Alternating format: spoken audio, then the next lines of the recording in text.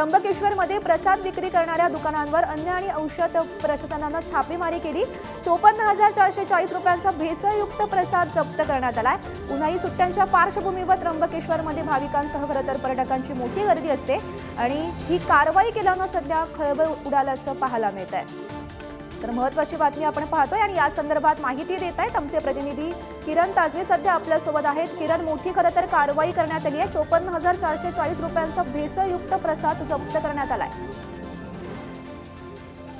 म्हणजे उन्हाळ्याच्या सुट्ट्या आहे आणि एकूणच या सगळ्या पार्श्वभूमीवर नाशिक ही पर्यटन नगरी आहे आणि त्या अनुषंगाने बाहेरून येणाऱ्या भाविकांची आणि पर्यटकांची मोठी गर्दी होऊ लागली आहे आणि त्या सगळ्या पार्श्वभूमीवर भेसळयुक्त प्रसाद असेल किंवा खाद्यपदार्थ असेल हे विक्री करणाऱ्यांची संख्या ही वाढत असते आणि यावर अन्न औषध प्रशासन जे आहे ते लक्ष ठेवून असतं आणि याच सगळ्या पार्श्वभूमीवर त्र्यंबकेश्वरच्या मंदिराच्या अगदी बाहेर हे भेसळयुक्त प्रसाद विकले जायचे आणि यावरच पोलिसांनी अन्न औषध प्रशासनाच्या अधिकाऱ्यांनी कर्मचाऱ्यांनी कारवाई केलेली आहे। जवळपास 54,000चा जो मुद्देमाल आहे तो या वेळेला जप्त करण्यात आलेला आहे। यामध्ये बर्फी आणि मावा सदृश असे असलेले जे पदार्थ आहेत ते ताब्यात घेण्यात आले होते, त्याची चौकशी करण्यात आली आणि त्यानंतर ही कारवाई करण्यात आलेली आहे।